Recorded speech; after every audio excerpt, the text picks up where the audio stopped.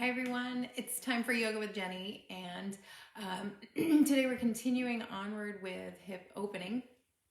The hip opening today, we're just going to start with a little bit of myofascial release, and for this you can either use a ball, some sort of a ball.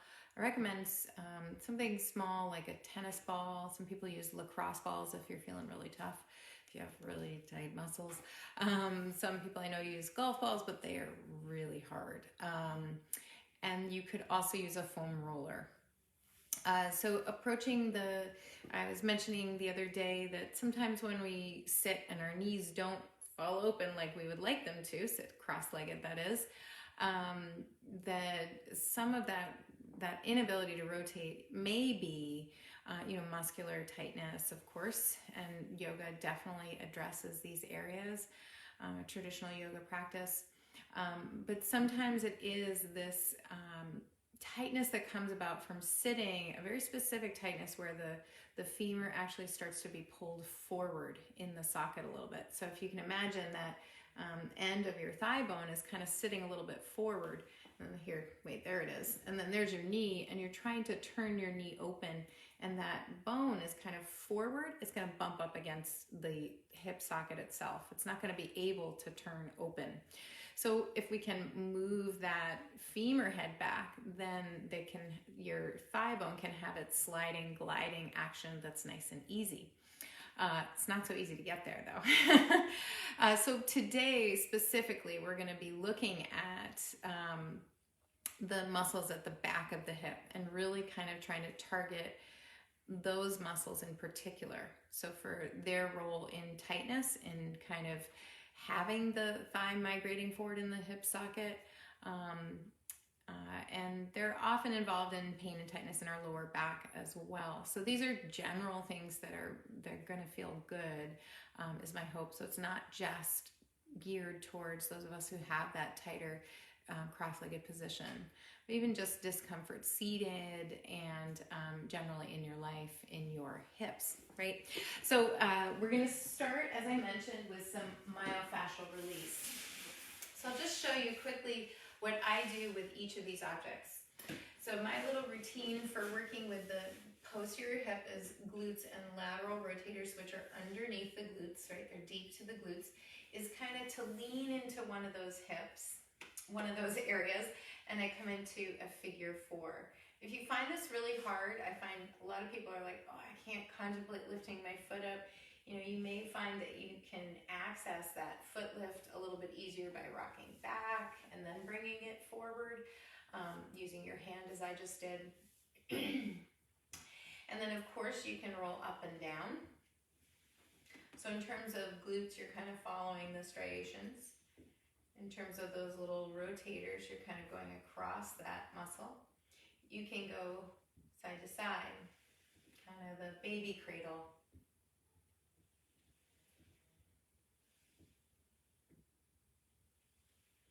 So that's where I go with the foam roller. It's a little bit different, and I love the ability to kind of target those smaller little lateral rotators. The one that gets the most press, the most most of us know about it is the piriformis. That's kind of a bigger one. It's kind of more, a little bit higher up towards the back of the pelvis.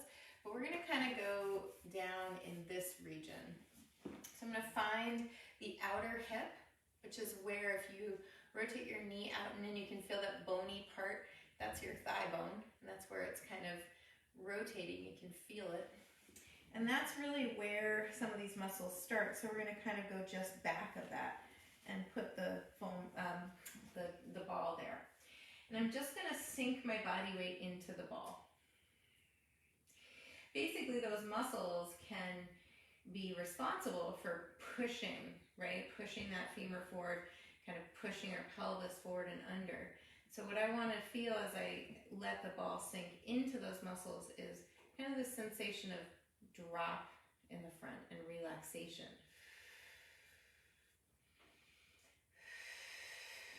And if you don't find a spot right away that feels, you've probably heard of trigger points. It feels like a little spiky, feels painful.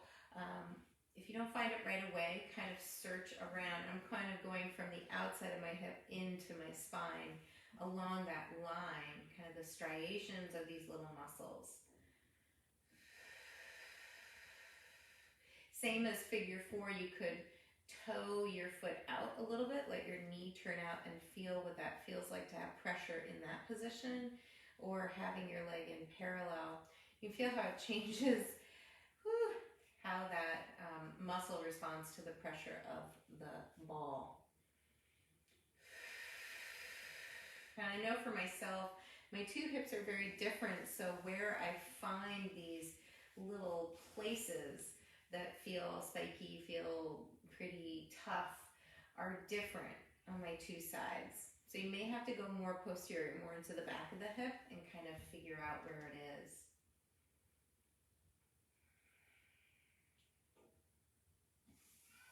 And of course, you want to give both sides love and attention.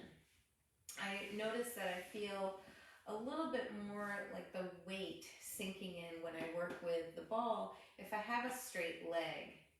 If I have that knee bent, it's a little bit, feels a little bit like my muscles are trying to resist. So kind of just sinking into that ball, letting your body weight be heavy. It's really helpful for release work. And taking a couple deep breaths there.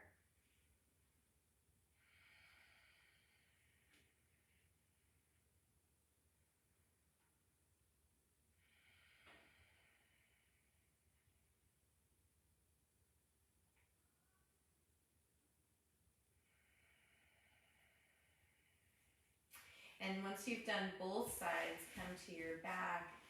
We're just going to look at that idea of rotation in the hips. So just bring one knee up towards you and just give it a little test. Can you turn that knee slightly out? Can you turn the knee slightly inward? So a little bit of rotation in each direction.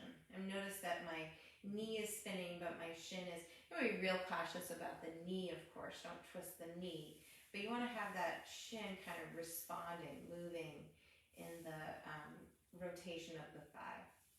And then once you've kind of explored a little bit, take that knee into some literal circles. We did this the other day as well. So kind of, I think of it as connecting the dots, kind of rotating in both directions, and a little bit front to back. So a little bit in towards your chest. But if you find that that's hard for your hip, you're just kind of washing through those positions here. You can always hold your thigh if your knee feels tender. Good. And just shake it out and do the other side. So first just internal and external. So a little bit of rotation. Without pushing, just kind of feel where can your body go. You're just assisting the motion with your hand. And then we go into that stir.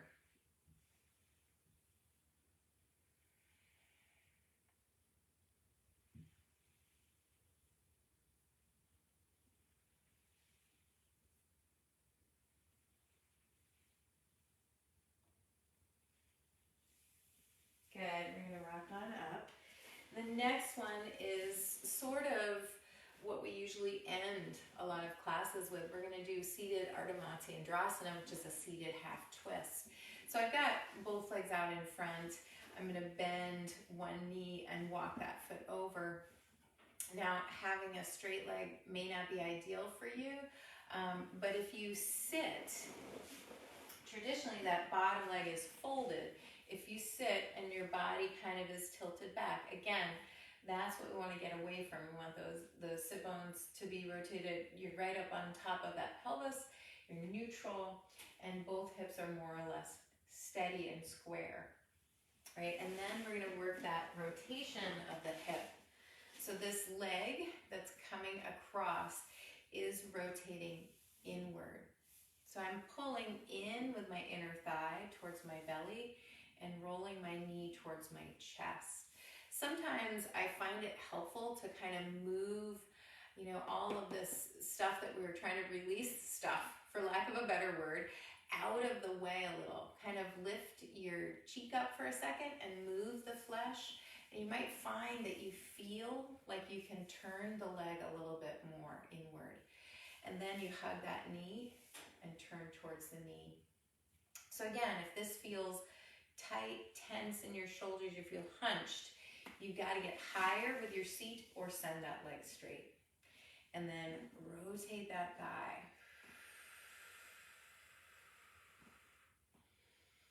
So I put on Tuesday, I put hip opening in quotation marks. I like to tease that I teach hip closing.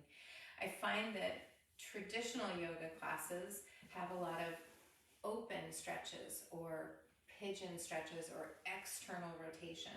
And for many of us, we're tight in those muscles. And so stretching more doesn't often equal progress. It doesn't equal stretching, right? A tight muscle doesn't really want to move.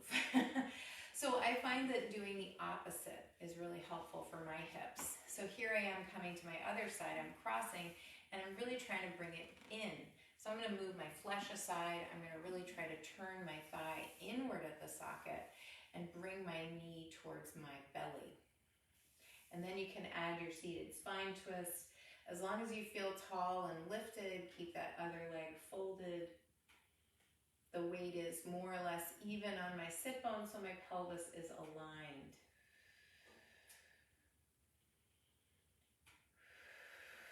So where I feel this is in those striations that I was touching on with the ball or the foam roller. Back part of the pelvis from the back, from the spine all the way around here to the outer part of the hip.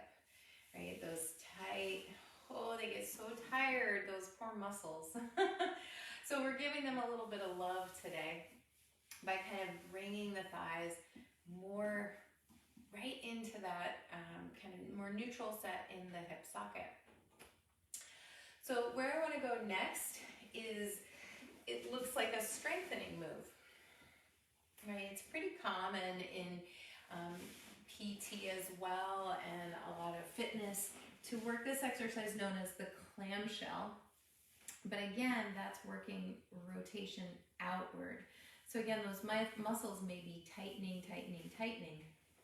So what we're going to do is we're going to reverse the clam. We're going to go internally. So I have to start with my top leg lifted.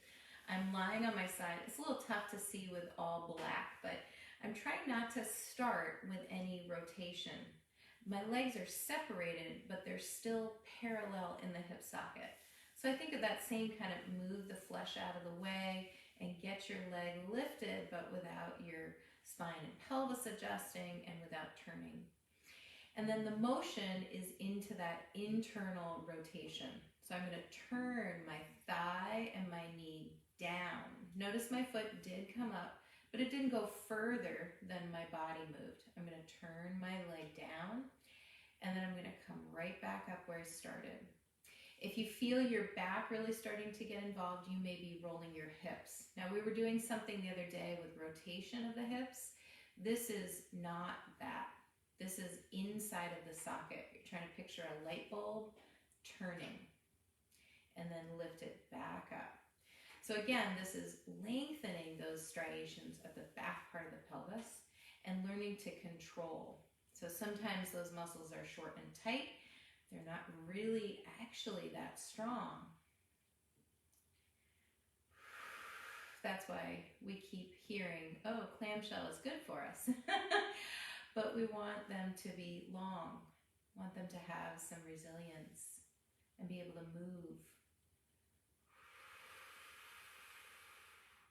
And yes, I don't do a million of these.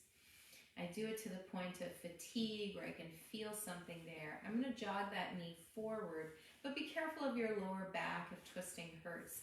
And then just take a nice opening stretch. Turning my chest open, broadening the collarbone, stretching the pectoral muscles, and breathing into my back.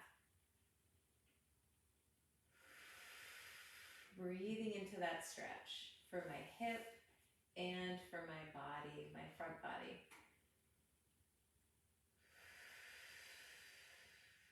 Lovely. Should feel lovely. Come on to your other side and just feel what it's like Most of us have two hips that are quite different, or even just a little different. As you lie on your side, feel your alignment. You know, it's that blueprint of Tadasana, your mountain pose, where you're standing without your head being curled, so your abdominals are long and open. Lift without turning. Think of Mula Bandha lift to help control the lower back and the pelvis as you turn the leg inward a little and then come back up where you started. So it's parallel, and then I turn inside, internally, and then I come right back up to parallel. I stop before I go up or into clam. And I stop the downward motion before my pelvis starts to turn.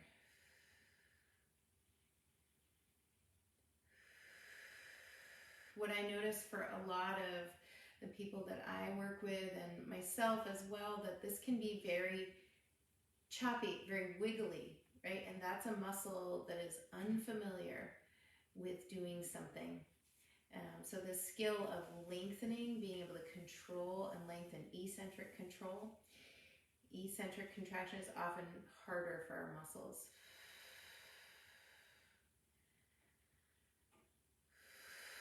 In other words, don't beat yourself up if this is hard. Coming back down. Bring that knee in front. Let your arm rise up and twist, open. If the spine twist feels limited, stay where you are. Don't push it. Take a deep breath. And then try to relax. Let your shoulders come down away from the ears. But definitely feel that breath getting deeper, fuller. You can feel how that helps your spinal muscles to relax into a twist, right? Sometimes we kind of lock ourselves into position. We hold ourselves up all day. And then when we go to yoga, we ask our backs to twist. They are not so happy to twist. Soften instead. Coming all the way back around. Good. We're going to come up onto hands and knees, similar to the other day. And I happen to be in my home studio today, so I have all kinds of toys. So this is a soft, squishy, sometimes they're called Overball is one of the brands that's out there. This is a slow-mo ball. Got it from Amazon. But we're going to be pulling in towards that midline of the center alignment of that thigh and the hip socket. And it also, of course, helps to engage that deep inner core unit. So I take a deep breath in, and I'm trying to feel my back, my ribs, my sides moving. Exhale, press on the ball. So your knees might slide and adjust. Lift your belly up away from the floor without tucking. So this is not a cat back. I think of it as pre-cat. It's before you do a cat. Exhale.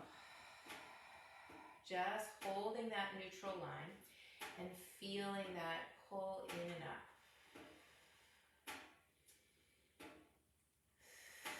One more time. Now I have my toes curled under. I'm ready to practice that in a different way, a harder way, more challenging way, trying to lift the knees off the ground. So as I breathe, I'm trying not to droop, right? I don't want to start from a position where I don't have strength. So I'm breathing into my three-dimensional body. And then as I exhale, I squeeze. Every last drop of air comes out of my ribs. My belly lifts in and up. My knees lighten. Without shifting the weight too far back, without shifting it too far forward. Hold and breathe.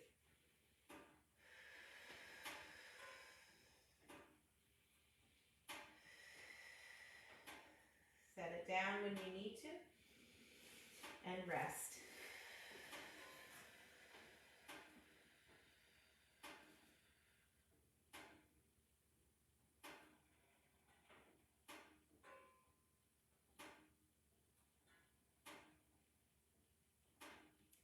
And then come back up. So child's pose. Here's another place where hip movement is really essential.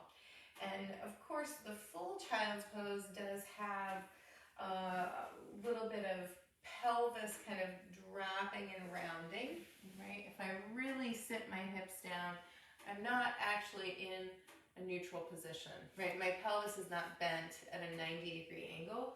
My pelvis has dropped, my tailbone is under, and my back actually may kind of come into a little bit more sway, kind of curving down if my belly is really low. So that's not pure hip motion. What I want to look at next is how can we approach that child's pose just from our hips, kind of talking to those hips about movement, about rotation in the hip socket, and bring ourselves closer to good, kind of neutral alignment, and practice holding it. So I'm going to go ahead and have my ball between my legs again. I'm starting out with my neutral long spine. That was a breath into my shoulders. Let's try that again. So I feel my breath, yes, filling my belly, but without completely flopping down. My breath filling my ribs and my back. As I squeeze, as I hold that ball, I'm going to just try to rock my weight back. Picture the sit bones widening, the tailbone shooting way back without overdoing it in your back. And then come forward. So notice I didn't sit my hips down onto my heels. This is squatting. This is sitting into a chair, right? This is our daily life. Can you hold your back steady while your muscles in the back are relaxing? So that's one reason I love the image of the sit bones separating or widening. We want our glutes here to be relaxed.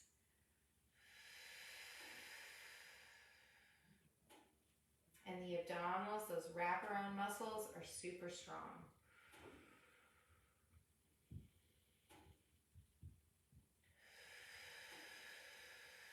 Last time, go as far as you can, pause, and then go further and notice the change in your back. Notice the change in your pelvis, dropping your hips.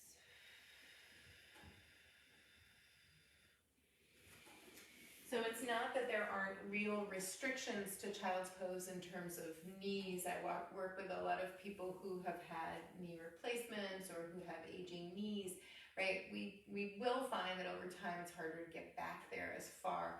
Maybe your hip joint also has some restrictions. So just approach this exercise kind of thinking, how can I move just at my hip a little bit more? Come on back up. Tuck those toes under, get that nice deep breath going. Get that nice core control going and lift up, downward facing dog.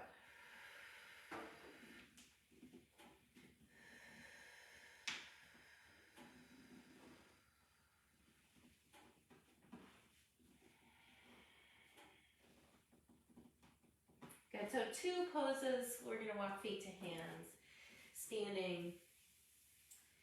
The first one where I find it really helpful to think about our hips, both in terms of, sorry guys, I'm just adjusting your view a little bit for standing, both in terms of having the femurs kind of sitting right in the middle in the socket in a nice neutral position, and how you control that hip joint movement without moving your back. So the first one is chair pose, squat pose, right? Most of the time, what I see in squatting is either we're so tucked under in our daily life that we kind of sit back into that squat and we do the same thing. And our knees are way forward. It's kind of a knee and quad dominant squat, right? Or we try to get back, but we're still really kind of tucked under with the bottom, right? So if this looks familiar, that's where you're going. You are moving your pelvis, kind of in an effort probably to keep the abdominals engaged, maybe protecting your lower back. And then the second version of squatting, the second way we can go wrong is kind of to move our segment of our back too much to initiate. So it looks kind of like that. Okay? And a lot of times we hear about lifting your chest, lifting your arms, and we do it from our spinal muscles instead of, a little bit low down in our spine. Instead of lifting from the collarbones, moving the scapula back, we tend to kind of arch into that low back junction and really loosen up through the core.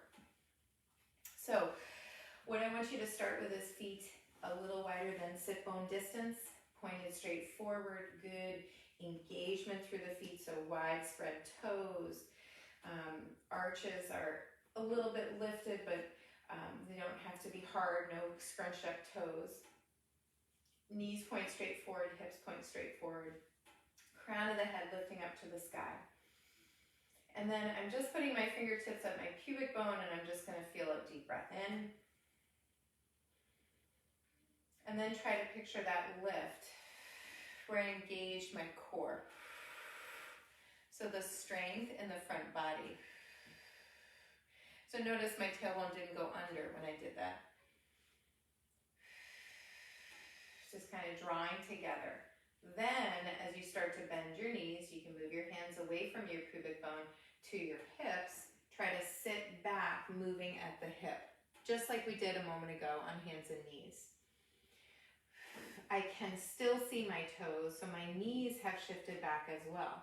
We're looking for the torso angle to be parallel to the shin angle. So I was actually a little bit too low with my torso. Right? And you can see those things if you record yourself. Press down, lift your core, squeeze your bottom to come back up. So let's do that one more time. Take a deep breath. Let's lift up through the arms as well. So take that deep breath. Allow your shoulders to rotate. Let your ribs be mobile. Exhale, engage your core. Bend at the hips, bend at the knees, and start to squat without arching your back, without tucking your butt.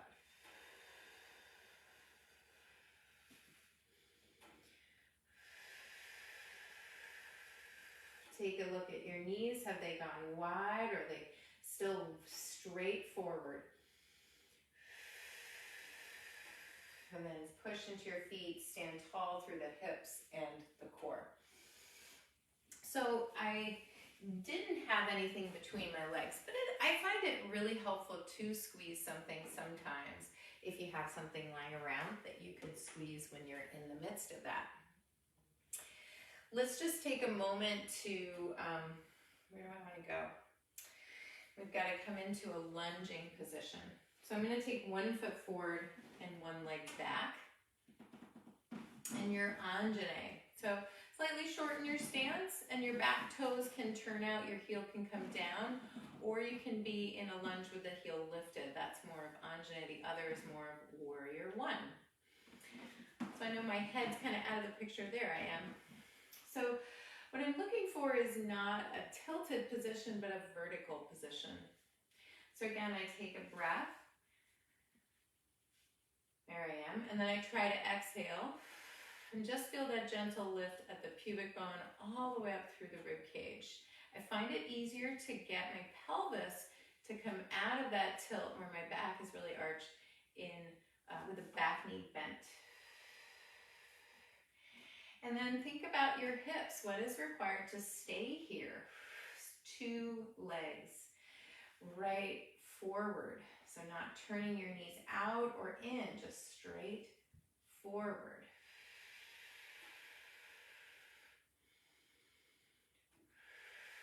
But here we're opening up the hip flexors of that back hip. Raise your arms if you choose. Good, and then hands to your hips and step forward. We're back to 2 feet. And then step the other leg back, so we're in a lunge. So, and I kind of wiggle my hips around, kind of trying to find that more level position, right and left, right? And also squaring. But then the hard work begins, like having neutral pelvis and spine, upright, vertical. Get your breath going. Get your belly lifted. Lengthening up through the whole spine without going forward with your spine.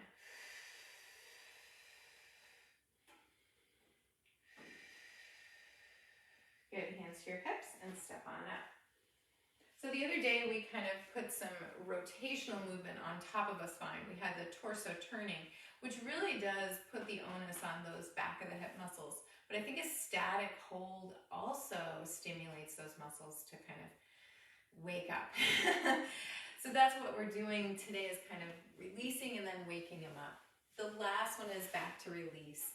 And it's a classic for a reason. We're going into figure 4. I find often the problem with pigeon pose upright isn't just, people who have, if we have issues in our knees, but it's more of a mental issue, right? We hear shin parallel to the front edge of the mat. And then we think, oh, I gotta get my shin there, right? I've gotta pull my foot out in front of me. And then we fall off to the side and our hips are turned open completely. So the reason for that is the lack of ability to turn outward, right? Our hip doesn't have that natural amount of flexibility. For those of you who've had that issue before, like hearing that cue just kind of either feels cranky in your knee or it doesn't feel right in your body and you find your alignment changing. So what I would say to you is I'd much rather see you in a pigeon have your shin kind of more angled. You can see if I face you back towards your body and have your hips squaring. My knee is still open a little bit, so I'm still feeling those muscles in the back of the hip, but I'm not here, right? I'm not distorting just to get my shin into that 90-degree angle. The other way that I'd like to go here is figure 4, because it takes away as well the pressure in the knee joint. And we can really look at what is really happening, ankle over the knee. Then can you roll the thigh open without your hips and your knee kind of twisting? So it's just very simple. You can put some pressure on that thigh. You can lift it up closer to you if that feels good. But don't be too aggressive, right? I feel like we often kind of wiggle.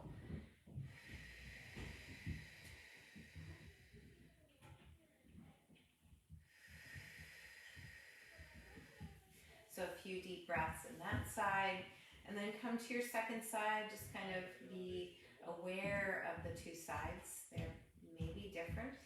It's okay. Adding pressure if it feels right. Holding steadiness with your core.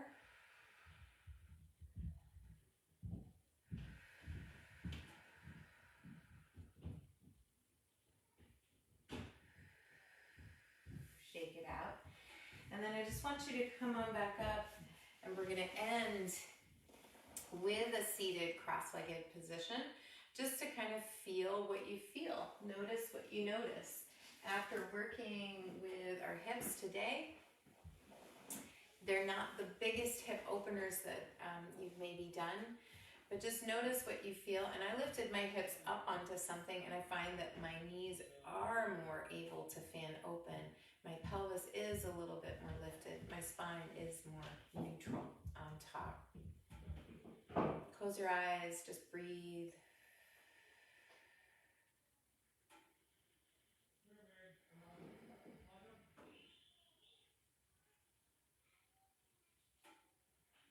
And your last breath, our last breath here today together, take it into a lift of your torso and a lift of your arms, hands coming to heart. May we all be happy, may we be healthy, may we be more at peace and live with more ease, especially in our hips. Namaste. Thanks for being here and have a great day.